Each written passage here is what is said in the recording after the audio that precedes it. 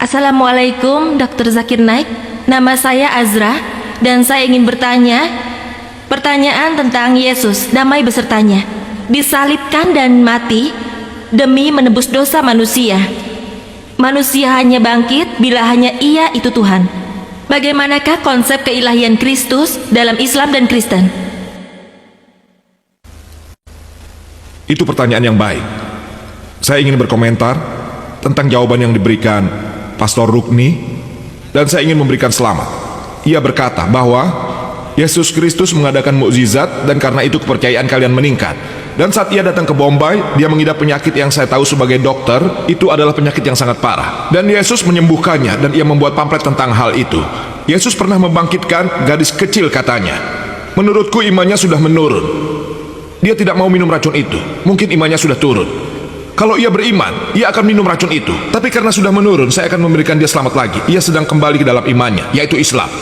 Dan Yesus damai besertanya berkata, dalam Injil Matius pasal 24 ayat 24 tertulis bahwa akan bangkitlah banyak Kristus palsu dan nabi palsu. Mereka akan mengadakan tanda-tanda dan mukjizat-mukjizat, sehingga kalau mungkin mereka akan menyesatkan orang-orang pilihan juga. Mukjizat bukanlah ujian untuk membuktikan Anda ilahi atau tidak, umat Allah atau tidak, beriman atau tidak. Menurut Yesus damai besertanya, saudari kita mengajukan pertanyaan yang bagus. Apakah konsep keilahian Yesus dalam Islam dan Kristen?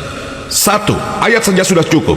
Surat Al-Ma'idah pasal 5 ayat 72 tertulis, Laqad kafarol lazina qalu innallahu huwal masihub ibnu Maryamah. Adalah bohong, penghujatan mereka yang berkata Yesus damai besertanya anak Maria adalah Allah subhanahu wa ta'ala.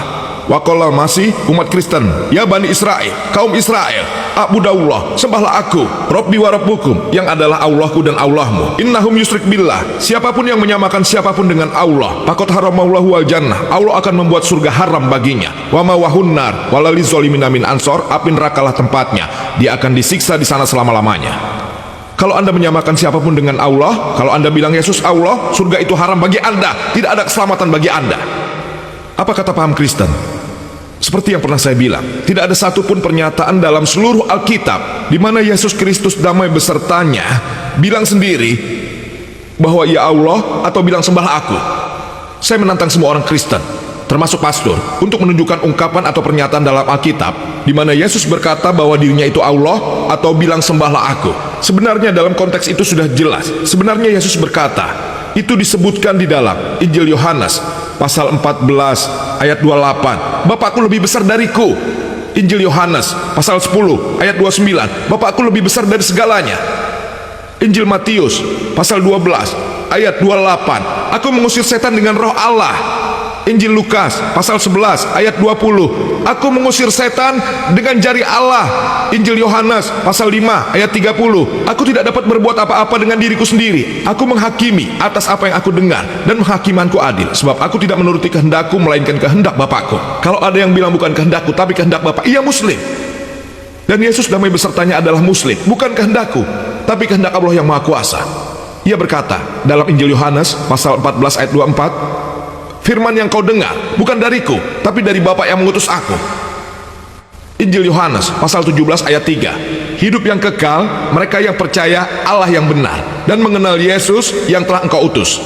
Disebutkan dalam Kisah-Kisah Rasul pasal 2 ayat 22, hai orang Israel, ialah Yesus dari Nazaret, seseorang yang telah ditentukan oleh Allah, yang dinyatakan padamu dengan mukjizat-mukjizat dan tanda-tanda yang dilakukan Allah dengan perantara dia. Seorang manusia yang ditentukan oleh Allah di antara kalian dengan mukjizat dan keajaiban yang dilakukan Allah. Yesus Kristus damai besertanya dalam hal keilahiannya, Ia adalah salah satu nabi yang paling berkuasa dari Allah Subhanahu wa ta'ala.